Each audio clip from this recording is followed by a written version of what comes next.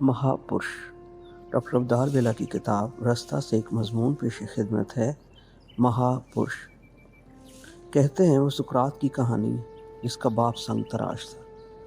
वो पत्थर की चट्टान में अपने मन में छाई तस्वीर के तस्वर को ऐसी शिद्दत से सोचता कि वह तस्वीर उसे पत्थर के सिल के अंदर सांस लेती नजर आती, जिंदा पत्थर में मुक़य्यद कैदी की तरह। जब वो ये देख लेता तो फिर हाथ में तेशा लेकर अपनी मनमोहनी मूरत को पत्थर से छुड़ाने में जुट जाता, उसे निकाल लेता।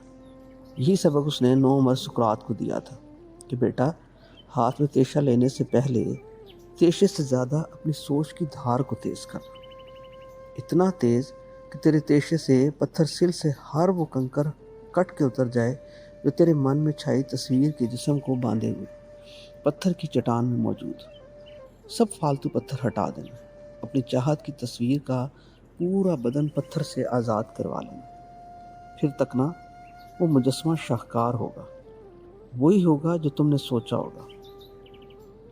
सुकरात ने बाप की बात नहीं टाली। हाथ में तेशे की जगह कलम ले लिया, वजदान ले लिया, लफ्ज़ों की हुर्मत के चलन की राह बनाई और इल्म व दानिश को ऐसा ओढ़ा कि आने वाले वक्तों में वो उसकी सबसे बड़ी पहचान बन गई। फहम व दानिश का दूसरा नाम सुकरात हो गया। मैं कहता हूँ ये खुदा की अपनी कहानी है। इसने भी जो सोचा होता, जैसा सोचा होता है, वो वही सूरत वही मूरत बना लेता है, सजा देता है, चाहे वो ज़मीन व आसमान के बीच कहीं भी हो। कहने को वो सूरत 1000 पर्दों में छुपी हो, पहाड़ों की ओट में हो या मैदानों की रस्मगाहों में, सहरा के बीच वो कोई आधी सदी के बाद निकला हुआ अनमोल फूल हो, या समंदर की तह से जुड़ी पलती हुई कोई खुशनुमा सीपी, या इस सीपी के अंदर छुपा हुआ कोई ग्रां कदर गौहर। वो वही करता है जो वो चाहता है, जहाँ चाहता है और जैसे चाहता है। कहने को सदियों से पुरुष बनाता है, मगर जब उसे कभी पुरुषों की इस पर्जा में किसी को महापुरुष देने का दर्जा देने का ख्याल आता है, तो वो खुद वही करता है जो उसने सुकरात के बाप को सिखाया था। वो वक्त और जगह की आंख, अपनी मुकद्दस आंख ऐसी मोहब्बत से रखता है जैसे उसने जैसा सोचा हो वो ऐन वही हो जाता है। ज़माने भर से फिर वो उसे मनवा लेता है। अब आप खुद कहेंगे कि ये तो केवल धीर की कहानी जो मैं सुनाने चला। जी, इन्हीं की कहानी है, एक पुरुष से महापुरुष बनने की। डॉक्टर केवल धीर की ज़िंदगी में अजीब मोड़ आए। वक्त और जगह की सलीबों पे ये कई बार चढ़े, हर बार सुरखरू होके उतरे भी ऐसे कि अपने साथ अपनी सलीबों को भी अमर करते गए। जिस समय पे हाथ रखा वो ठहर गया, जिस जगह को छू लिया वही शान वाली हो गई। ये 75 साल पहले कदीमी मुल्तान दिल्ली रोड पे वाक़या एक छोटे से कस्बे गगू में ये पैदा हुए। ये 5 अक्टूबर 1938 की बात है। कौन जानता था कि एक कस्बाती अस्पताल के डॉक्टर हंसराज धीर और श्रीमती पद्मावती के घर पैदा होने वाला ये मासूम बच्चा इस बरसगीर का एक नामवर अदीब होगा, जिसके कलम में मोहब्बत, अमन और भाईचारे की खुशबू रोशनाई बन के रोशनी देगी, जगमग कर देगी, दिलों में प्यार की जोत जगाएगी, जिस कहानी को कहेगी उस वक्त के कलेजे पे हमेशा के लिए सब्त कर देगी। वो कस्बा गगू आज भी मौजूद है, मुल्तान से कुछ 100 किलोमीटर लाहौर की तरफ। ये कस्बा कहने को इस वक्त ज़िला मिंटगुमरी में था। अब ये बिहाड़ी ज़िला की तहसील बूरेवाला का हिस्सा है। जिस वक्त डॉक्टर केवल धीर वहाँ पैदा हुए, वो 250-300 घरों का एक बड़ा सा गांव था। अब वो जवान होके एक भरपूर कस्बा बन गया। पता नहीं कि डॉक्टर केवल धीर की जन्म भूमि की वजह से हुआ या इनके मरहूम डॉक्टर वालिद के बायस से, कि आज वो कस्बा अपने इलाके का एक मारूफ मेडिकल टाउन बन चुका है, जिधर कई अस्पताल हैं। दुखी जिस्मों का वहाँ इलाज होता है। दुखी रूह की समझ पा लेने के बाद दुखी जिस्म के इलाज का नुस्खा तजवीज़ होता है। ऐसा ही हुआ था। बरसगीर की तकसीम के दिनों में डॉक्टर केवल धीर 9 बरस के थे। तकसीम के दिनों में आग और खून का तमाशा उन्होंने बीता है। कहते हैं कि इनके वालिद के सरकारी अस्पताल से मुल्हका इनके घर पे बुलवाइयों ने हमला कर दिया था। इन बुलवाइयों में अक्सर वो सेहतमंद लोग थे जिन्हें ताकत की दवाइयाँ खिला के इसी अस्पताल के मेहरबान डॉक्टर ने अपने बच्चों की तरह पाला था। مگر وہ پاگل پنے کے دن تھے۔ لوگوں سے اپنے محسن اور محبی کی پہچان نکلی ہوئی تھی۔ انہوں نے محاصرہ کر لیا، مگر کچھ نیک لوگ ہر دور میں ہوتے ہیں۔ ڈاکٹر کیول دھیر کا ایک ڈسپینسر دل و جان سے ان سے محبت کرنے والا تھا۔ وہ ڈاکٹر صاحب کے پریوار کو اپنے گھر لے گیا، بلوائیوں کو خبر ہوگی، وہ ادھر جا حملہ آور ہوئے۔ ڈسپینسر بلوائیوں کے ہی دھرم کا تھا، مسلمان تھا۔ اس نے بتھیرے ہاتھ جوڑے، سمجھایا، منع کیا، وہ نہ مانے تو ڈسپینسر بولا، مجھے مار دو، میرے ڈاکٹر ہنس راج دھیر کو نہ مارو۔ ان ظالموں نے اسے مار دیا۔ اس کی بیوی روتی پیٹتی آگے بڑھی، وہ بھی ماری گئی۔ دروازے پہ 2 لاشیں گر گئی، گلی خون سے بھر گئی۔ اس خون نے حملہ آوروں کے قدم روک دیے۔ ڈسپینسر اور اس کی بیوی نے تو اپنی جانیں قربان کر دی۔ ان کے بچے بھی انہی کی طرح کول نبھانے والے نکلے۔ جسے پناہ دی تھی اس کی سلامتی کے ضامن بنے رہے۔ وہ اپنے والدین کی خون میں لت پت لاشیں اٹھانے نہیں آئے۔ گھر کی پچھلی کھڑکی کھول کے ڈاکٹر کیول دھیر کے پورے گھرانے کو محفوظ نکال کے دور ایک چری کے کھیت میں جا چھپائے۔ انہیں خبر بھی نہ دی کہ انہیں بچاتے بچاتے ان کے ماں اور باپ دونوں مارے گئے۔ ان کے سر سے آسمان اٹھ گیا، ان کے قدموں سے ان کی زمین نکل گئی۔ یہ تو 1-2 دن بعد جب کھیتوں میں چھپے گھرانے کے لیے وہ چھپ چھپا کے روٹی پانی لے کر آتے رہے تو ان یتیم بچوں کے اجڑے چہرے اور لٹی روحیں دیکھ کے ڈاکٹر کیول دھیر کے والد صاحب کو علم ہوا کہ ان پہ اور ان کے گھرانے پہ ایک مسلمان ڈسپینسر اور اس کی بیوی اپنی جانیں قربان کر چکے۔ سوچنے کی بات ہے، ڈاکٹر کیول دھیر کے والد صاحب، ان کی ماتا جی اور ان کے بہن بھائیوں کے لیے یہ خبر کیسی ہوگی؟ ڈاکٹر کیول دھیر اس سمے 9 سال کے تھے، ساری سمجھ بوجھ رکھتے تھے۔ ان پہ اس واقعے کا کیا اثر ہوا ہوگا؟ اتنی چھوٹی عمر میں انہیں دھرم کی بنا پہ دھرتی پہ کھینچی لکیر کی سمجھ تو شاید نہ آئی، مگر وہ اتنا سمجھ گئے تھے کہ ان کے گھرانے کو بچانے کی تگ و دو میں اپنی جانوں کا نذرانہ دینے والے محسن ترین لوگ ان کے اپنے دھرم کے لوگ نہیں تھے، مسلمان تھے۔ شاید وقت اور جگہ کی چٹانوں سے پرشوں کے خد و خال بنانے اور ان کی پرورش کرنے والے خدا نے ایک پرش کو مہا پرش بنائے جانے والی اپنی سونی مورتی کے لیے یہ پہلا سبق رکھا تھا کہ انسان سے محبت اور اس کا پالن جگہ، وقت اور دھرم تینوں سے اونچے درجوں پہ گنا جائے۔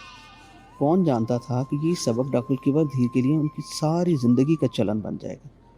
کہنے کو عام انسانوں کی طرح ساری زندگی وہ جہد مسلسل سے گزاریں گے، مگر ان کے اندر ہی اندر ایک پیپل یا بوہڑ کا بوٹا تناور ہوتے ہوتے اتنا پھیل جائے گا کہ اس کا سایہ ان کے اپنے دیش سے نکل کے چہار سو پورے جنوبی ایشیا میں پھیل جائے گا۔ یہ محبت کی چھتری کھولے خود بیٹھے بٹھائے بندے سے بدھا اور پرش سے مہا پرش ہو جائیں گے۔ ایسا ہی ہوا۔ کہنے کو ڈاکٹر کیول دھیر کا گھرانہ پاکستان سے ہجرت کر کے مشرق پنجاب میں آئے اپنے آبائی قصبے پھگواڑہ میں لدھیانے کے مضاف میں جا بیٹھا۔ وقت کی بے رحم سختیوں اور زمانے کی دھول نے ڈاکٹر کیول دھیر کو بچپن میں بھی بچپنا نہ دیا، لڑکپن میں بھی لڑکھڑانے کی مہلت نہ دی۔ جوانی آئی بھی تو جاڑوں کی منجمد چاندنی کی طرح۔ ان کے حساس دل سے گھرانے کی ذمہ داریوں کا بوجھ اوجھل نہ ہوا۔ ڈاکٹر دھیر کم عمری میں ہی ایک بوٹے سے پورا شجر ہو گئے، شجر بھی وہ جو سایہ دار بھی تھا اور پھلدار بھی، مگر انہوں نے اپنے پھل خود نہ کھائے، اپنے سائے تک میں خود نہ بیٹھے، دوسروں کو بٹھایا۔ ان کے ذہن میں بچپن میں دیکھی انوکھی وفا کے پالن کا جو سبق انہیں دکھایا گیا تھا وہ انہیں یاد رہا، جب ان کے والد کا مسلمان ڈسپینسر اور اس کی بیوی اپنے بچوں کو یتیم چھوڑ کے ان کے گھرانے کی سلامتی کے لیے قربان ہو گئے تھے۔ انہوں نے بھی اپنی زندگی کا شعار ایثار اور قربانی کو بنا لیا۔ صوبہ بہار کے علاقے میں یہ ڈاکٹری پڑھنے گئے، مگر اپنا قلم بھی ساتھ لے گئے۔ وہ قلم صرف بیمار جسموں کے لیے نسخے لکھنا نہ سیکھتا تھا، بلکہ بیمار روحوں میں تازگی اور امن کی پیوند کاری بھی کرتا تھا۔ انہی مقدس جذبوں نے انہیں قلم کار بنا دیا۔ کہانیاں تو انہوں نے خود بھی بہت بیتی تھیں، مگر اپنے قلم کو انمول کہانی کہنے والا بنا دی۔ سروس تو انہوں نے کئی جگہ کی، آخری ان کی پوسٹنگ نے ان کے مستقل قیام کی نشاندہی کر دی۔ یہ ہمیشہ کے لیے میری ماں اور میرے باپ کے شہر لدھیانہ میں جا بسے۔ لدھیانہ سے اجڑ کے میرے والدین پہلے سیالکوٹ اور پھر لاہور آئے تھے۔ لدھیانہ اور اس کے مضاف میو مال میں ماؤ میووال میں وہ اپنے اجداد خواجہ روشن ولی، سائیں بگو شاہ اور میرے دادا بیلا خان کی قبریں بھی چھوڑ آئے۔ نانا بھی اپنے اجداد کی چوڑے بازار لدھیانہ میں حویلیاں چھوڑ آئے تھے۔ لاہور میں میرے والدین اپنی بقیہ زندگی جی کے جب جانے لگے تو میرے کان میں کہہ گئے کہ ان کے جسموں کو اٹھا کے ملتان دہلی روڈ پہ گگو سے چند میل پرے بورے والا کے مضاف میں ایک قدیمی قبرستان دیمان صاحب میں دفنانا۔ ادھر میرے ابا جی کی لدھیانہ سے ہی آئیں میری دادی کی قبر تھی۔ ابا جی نے ہمیشہ لیٹنے کے لیے اپنے ماں کے قدموں کا سرہانا سوچا تھا۔ ابا جی کو ہم لاہور سے لے کے گئے، امی جی راولپنڈی میں میرے پاس تھی۔ جب ان کا بلاوا آیا انہوں نے بھی یہی کہا، جدھر تیرے ابا ہیں وہیں مجھے لے جانا۔ کہنے کو وہ علاقہ ہم بہن بھائیوں کے لاہور کے گھروں سے دور تھا، لیکن والدین کے حکم کا پالن ہم پہ لازم تھا۔ ادھر ہی لے گئے، ادھر ہی ان کا مزار ہے۔ یہ تو بعد میں پتہ چلا کہ جدھر والدین نے اپنا مستقل ٹھکانہ بنایا ہے وہیں لدھیانہ کے ڈاکٹر کیول دھیر کا جنم استھان۔ قدرت بھی کیا کیا رنگ دکھاتی ہے، ادھر کی دھرتی سے ادھر جا پیڑ لگاتی ہے، کبھی ادھر سے آئے بوٹوں کو ادھر شجر بنا دیتی ہے۔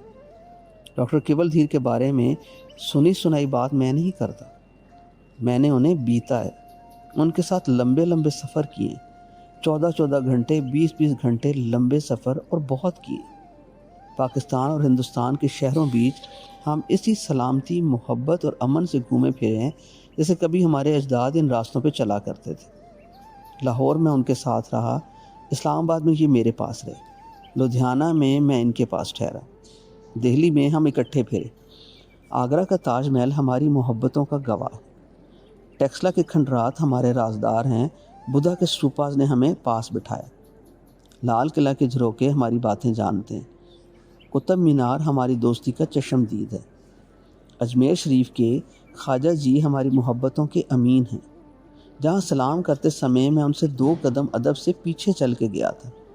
پانی پت کے بو علی قلندر کے آستانے پہ ہم ساتھ ساتھ بیٹھے اور تبرکات وصول کیے، نظام الدین اولیاء اور قطب صاحب کی درگاہوں پہ ہم نے اکٹھے دیے جلائے، فتح پور سیکری کے کھنڈرات سے بھی ہم محبت کی خوشبو بکھیرتے گزرے، دہلی لدھیانہ کی جامعات میں ہم اکٹھے مہمان اعزاز بن کے گئے۔ پاکستان ٹیلی ویژن اور دیگر نجی چینلز کے علاوہ راجیہ سبھا ٹی وی دہلی میں ہمارے اکٹھے انٹرویوز ہوئے۔ اسلام آباد، لاہور، دہلی، آگرہ اور لدھیانہ میں ہم نے 2 بھائیوں کی طرح باری باری ایوارڈ وصول کیے۔ ان تمام شہروں کی فٹ پاتھ پہ ہم چلے، باغوں میں گھومے، دفتروں میں بیٹھے، ہوٹلوں میں ٹھہرے اور ایک دوسرے کے گھر قیام کیے۔ کہنے کو میں اسلام آباد میں رہتا ہوں، یہ میرے والدین کے شہر لدھیانہ میں، مگر ہماری روز ہی بات ہوتی ہے، کبھی فون پہ، کبھی SMS، کبھی فیس بک۔ محسوس یہی ہوتا ہے کہ ہم کہیں بھی ہوں، ہم پاس پاس ہی بیٹھے۔ اتنے قریبی تعلق اور محبت کے اٹوٹ رشتے کی بنا پہ میں انہیں بڑا بھائی مان کے بھاجی کہتا ہوں، دل و جان سے انہیں یہ مانتا ہوں، اس لیے ان کے بارے میں یا ان کی تحریروں کے ضمن میں کوئی رائے دینا اقربا پروری کے زمرے میں آئے گا۔ اتنا میں ضرور کہوں گا کہ ایسی محبت بھری ایک بھی شخصیت کا پیار پوری زندگی بھر کے لیے کافی ہے۔ میں جنم جنم پہ یقین تو نہیں رکھتا، مگر اگر ایسے ہی ہے تو مجھے لگتا ہے کہ ہم حقیقت میں کسی جنم میں حقیقی بھائی رہے ہوں گے، یا آئندہ کبھی ہوں گے، بہرحال اس جنم میں تو ہے ہی۔ ڈاکٹر کیول دھیر کی لکھی کہانیاں اجلے دل کی سلجھی ہوئی پریم پتریاں، انہوں نے اپنے اندر کا سارا پیار اپنے کرداروں میں رکھ کے انہیں ایسے پالا ہے جیسے ایک محبتی مالی اپنے باغیچے میں پھول اور پھلوں کے بوٹے پالتا ہے، ان کے پتے پتے کا منہ دھلاتا ہے، ان کی جڑوں کو پانی دیتا ہے، انہیں سجاتا ہے، سنوارتا ہے، وہ مسکراتے ہیں تو خود مسکراتا ہے۔ ان کی کہانیوں کے ہیرو زیادہ تر ان کی طرح اور میری طرح میڈیکل ڈاکٹر اور اپنے پروفیشن سے والہانہ لگاؤ رکھتے ہیں، اپنے مریضوں کی فلاح کے لیے خود کو وقف کیے رکھتے ہیں۔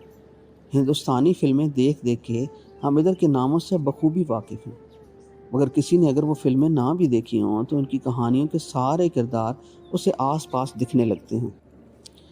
راج، راجن، کیلاش، وکاس، سدھیر، نریش، اویناش، شیکھر، وشال، دیپک، بھیم سنگھ، آکاش، روی، ستیش، منوج اور احمد۔ جہاں مردوں میں ان کے پسندیدہ نام ہیں تو ریتا، سمن، کلپنا، انجلی، سپنا، نشی، سائدہ، گیتا، نیلم، مدھو، کلا، نیلو، شامنی، شوبنام، پونم، اونم، سنگیتا، رجنی، مالتی، شالنی، پریتی، لتا، گنگا، سریتا، رما اور واسنتی ان کی ہیروئنز کے نام ہیں۔ ان کی کہانیاں انسانیت کی اعلیٰ قدروں کی قدردانی پہ محیط ہیں۔ قدرت کی عظمت اور قدرتی مناظر سے ان کا والہانہ پن ان کی کہانیوں میں مہکتا ہے۔ پہاڑوں کا حسن، اونچے دیودار درختوں سے گزرتی خوشگوار مہکتی ہوا، ڈھلوانوں پہ بنے اچھوتے سندر گھر، پہاڑیوں کی چوٹیوں پہ چمکتی برف، بہتی ندیاں، گنگناتے چشمے، مسکراتے جھرنے اور اچھلتی چھینٹے اڑاتی آبشاریں ان کی کہانیوں میں خوشنما بیل بوٹوں کا کام کرتی ہیں۔ دارجلنگ، مسوری، نینی تال اور دہرادون ان کی خوشنما پریم سٹیشن کی کہانیوں میں جھلملاتے ہیں، پریمیوں کو بلاتے ہیں۔ ان کی ہر کہانی انسانیت کی کسی اعلیٰ قدر کی ترجمان ہے۔ اثار و قربانی ان کی سب کہانیوں کی ایک مشترک قدر ہے۔ یہ وہی جذبہ ہے جس کا سبق انہوں نے 9 سال کی عمر میں گگو سے آتے ہوئے سیکھا تھا۔ ڈاکٹر کیول دھیر کی شخصیت کا سارا حسن پر تو اجلا پن، چاہت، خلوص اور انسان دوستی ان کی کہانیوں میں چلتی پھرتی نظر آتی۔ یہ ہو نہیں سکتا کہ کوئی اجلا قلم میلی بات لکھے۔ یہ سب چمتکار ان کے اندر ٹھہرے ہوئے نکھرے حسین موسم کا ہے۔ اسی کی بدولت یہ وہ سایہ دار شخصیت بنے جن پہ میٹھے انگور کی بیل چڑھی ہوئی ہے۔ اسی سے ان کی لکھی کہانیوں کا سارا رنگ رس ہے۔ یہی وہ امتیازی وصف ہے جو انہیں اپنے عہد کے سارے ادیبوں اور تمام پرشوں سے بلند کر کے مہا پرش کی گدی پہ بٹھاتا ہے، جو ان کا دائمی استھان ہے۔ اپنی تحریروں کی طرح ان کی شخصیت کا سراپا بھی بڑا دلکش ہے۔ پیار کے جذبوں سے لدا ان کا گول مسکراتا چہرہ، بکھرے بکھرے پورے بال، محبت کی شہد سے چپ چپ کرتی ان کی باندھ کے رکھ لینے والی بڑی بڑی آنکھیں جسے پیار سے دیکھ لیں گہرا رشتہ بنا لیتی۔ پتلون کے اوپر چیک دار گہرے رنگ کی شرٹ، اوپر کھلے 2 بٹنوں کے ساتھ ان کا پسندیدہ پہناوا ہے۔ ان کی آواز بڑی متانت بھری اور کانوں کو بھلی لگنے والی۔ شاید مدتوں ریڈیو براڈ کاسٹنگ اور ٹیلی ویژن کی میزبان کے طور پر انہیں اپنی بات کہنے کا ایک منفرد اور سحر انگیز طریقہ آ گیا۔ ساحر لدھیانوی سے کیول دیر کو عشق، ان کا یہ عشق بحث رانجھا بن کے چوری کھانے والا نہیں، فرہاد بن کے دودھ کی نہر نکالنے والا۔ پچھلے 50 سال سے یہ لدھیانہ میں ساحر لٹریری اینڈ کلچرل اکیڈمی چلا رہے ہیں۔ اس اکیڈمی کے بانی چیئرمین ہیں۔ 50 سال ہو گئے ہر سال مارچ کے پہلے ہفتے یہ لدھیانہ میں جشن ساحر کا اہتمام کرتے ہیں۔ 1500 لوگوں سے بھرا پنڈال ہر سال پنڈت نہرو کنڈر لدھیانہ میں یہ سجاتے ہیں۔ ہر سال ادھر پاکستان کے نامور شعراء کے علاوہ ہندوستان کے طول و عرض سے آئے شاعروں کی ضیافت کرتے ہیں۔ ایک آل پاک و ہند مشاعرے کا اہتمام کرتے ہیں۔ یہی نہیں، ہر سال پاکستان اور ہندوستان کے چنے ہوئے ممتاز ترین ادیبوں اور شاعروں کو ساحر ایوارڈ اور ادیب انٹرنیشنل ایوارڈ سے نوازتے ہیں۔ لدھیانہ ایک صنعتی شہر ہے۔ وہاں کے صنعت کار اور بزنس ٹائکون ان کی وجہ سے اپنے شہر کی سونی پہچان ساحر لدھیانے کی محبت میں ساحر کے سحر کو مانتے ہیں۔ جدھر ڈاکٹر کیول دھیر انہیں کھڑا کرتے ہیں ادھر کھڑے ہو جاتے ہیں۔ جشن ساحر کے دنوں میں لدھیانہ شہر شادی والے گھر کی طرح جگمگ لاٹیں مارتے ہیں۔ 50 سال سے اس شہر کی اس سالانہ عروسی صحرا بندی میں دلہا ڈاکٹر کیول دھیر ہوتا ہے۔ منٹو سے بھی ڈاکٹر کیول دھیر کو عشق ہے۔ کئی کتابیں منٹو پہ مرتب کر چکے۔ منٹو کی زندگی میں ہی ان کی معروف کتاب منٹو میرا دوست آئی تھی۔ منٹو کی تحریر کے علاوہ اس کا ڈومیسائل بھی ان کے زیر نظر ہے، کیونکہ منٹو بھی لدھیانہ میں پیدا ہوا تھا۔ منٹو کے لیے برصغیر پاک و ہند میں سب سے یادگار ادبی جلسے انہوں نے لدھیانہ میں سجائے۔ ابن انشا بھی لدھیانہ کا سپوت تھا۔ حمید اختر کی جائے پیدائش بھی لدھیانہ تھی۔ ان کی یادگاریں انہوں نے سنبھالی ہوئی ہیں۔ میری پیدائش تو پاکستان بننے کے 9 سال بعد سیالکوٹ میں ہوئی تھی، مگر میرے والدین اور ان کے نسل در نسل سے لدھیانہ کے تعلق سے یہ مجھے بھی فرزند لدھیانہ سمجھ بیٹھے۔ لدھیانہ کے ادبی، سماجی اور یونیورسٹی اجتماعات میں میری گفتگو سے پہلے یہ میرا تعارف بھی لدھیانہ کا بیٹا کے طور پہ کراتے. پاکستان میں جہاں میں ان کا چھوٹا بھائی اور بشریٰ رحمان چھوٹی بہن ہے، تو یہی فخر زمان، عطا اللہ قاسمی، عقیل روبی، رشید امجد، سحر انصاری اور افضال احمد ان کے پکے دوست ہیں. جس طرح لدھیانہ میں انہوں نے عظیم شاعر سہیل لدھیانوی کی عظمت کو سلام کرنے کے حوالے سے سحر اکیڈمی بنائی ہوئی ہے، ایسے ہی ان کی اپنی جنم بھومی گگو بورے والا میں ان سے پیار کرنے والوں نے ڈاکٹر کیول دھیر اکیڈمی بنا دی، جو اس علاقے کی ادبی اور ثقافتی پہچان ہے. ان دنوں ڈاکٹر کیول دھیر پاکستان اور ہندوستان کی عظیم ترین ادبی اور ثقافتی ہستیوں پہ ڈاکومنٹریز بنانے میں مصروف ہے. یہ ذمہ داری انہی کے اشارے پہ ہندوستان کے سرکاری ٹیلی ویژن راجیہ سبھا ٹیلی ویژن دہلی کے مینیجنگ ڈائریکٹر راجیش بادل نے اٹھائی ہے. ہندوستان کی طرف سے ڈاکٹر کیول دھیر اس تاریخ ساز منصوبے کے مدیر اور کوارڈینیٹر ہیں. پاکستان سے یہی ذمہ داری میرے کندھوں پہ رکھی گئی. ہماری طرف سے اقبال، فیض احمد فیض، سعادت حسن منٹو، بلے شاہ، ملکہ ترنم نور جہاں، مہدی حسن، رستم زماں گاما پہلوان، ریشمہ، شہر لاہور اور ٹیکسلا کو ڈاکومنٹریز کے لیے چنا گیا. ہندوستان کی طرف سے غالب، ڈپٹی نذیر احمد، کرشن چندر، جگن ناتھ آزاد، امرتا پریتم، دلیپ کمار اور اندر کمار گجرال کے نام. اندر کمار گجرال سے کیول دھیر کی گہری دوستی تھی. چند سال پہلے جب میں دہلی گیا تو کیول دھیر مجھے آئی کے گجرال سے ملانے ان کے گھر لے گئے. اس وقت گجرال صاحب 91 سال کے تھے، کڈنی کے مرض میں مبتلا تھے. ہفتے میں 2 بار ان کا ڈائلیسس ہوتا تھا، مگر 3 گھنٹے تک وہ مجھے لے کے اپنی اسٹڈی میں بیٹھے رہے. اپنے شہر گجرات اور FC کالج لاہور کی باتیں کرتے رہے، سنتے رہے.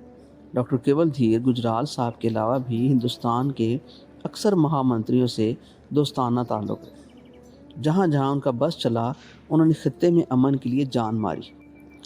ڈاکٹر کیول دھیر دنیا کے اس خطے جنوبی ایشیا میں وہ مضبوط ترین پل ہیں جو خطے کے ملکوں کو محبت کے ایک مضبوط انمول ریشمی دھاگے میں پرو کے آنے والے وقتوں کے نصیب میں امن اور پیار کے سچے موتی پرونے کی ذمہ داری نبھائے جا رہے.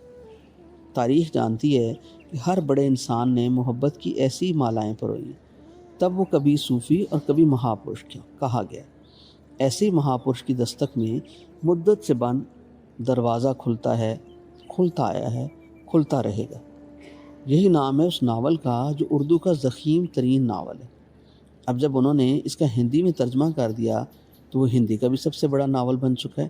یہ بات بھی طلسماتی ہے اور ان کی شخصیت کا فخر ہے کہ یہ ناول اور ان کے ترجمہ کیے ہوئے دوسرے 6 ناول ہندی زبان میں پاکستان کے سب سے بڑے پبلشر افضال احمد نے اپنے ادارے سنگ میل پبلیکیشنز لاہور سے چھاپے.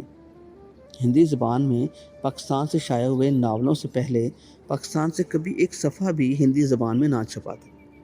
اب ہندی کی سب سے بڑے ناول کی اشاعت کا شہر نہ دہلی ہے، نہ ممبئی ہے، نہ کلکتہ ہے، نہ چنئی، بلکہ کتابوں اور علم دوستی کا قدیمی شہر لاہور ہے.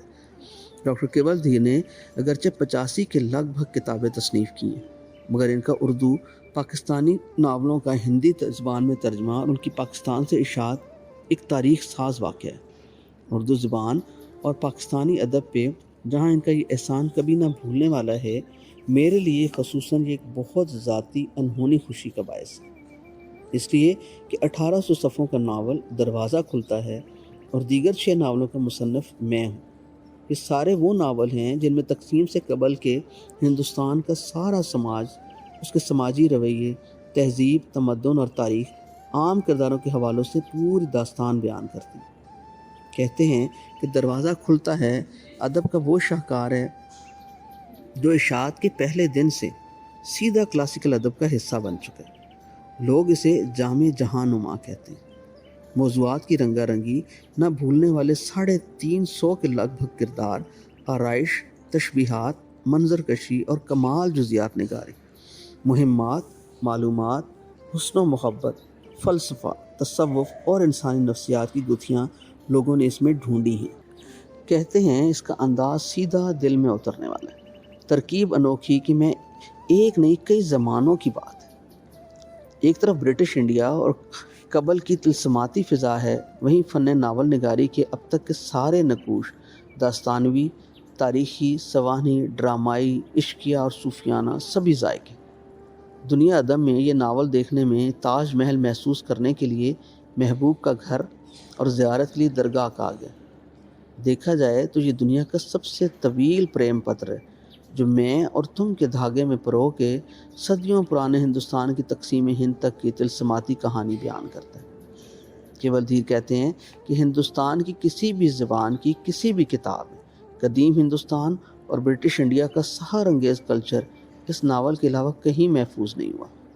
ان کا کہنا ہے کہ یہی وہ وجوہات تھیں جن کی وجہ سے انہوں نے اس ناول کو ہندی زبان کا قالب دیا، تاکہ ہندوستان کے 125 کروڑ لوگ اور ان کی آنے والی نسلیں اس اثاثے سے بہرہ مند ہو سکیں۔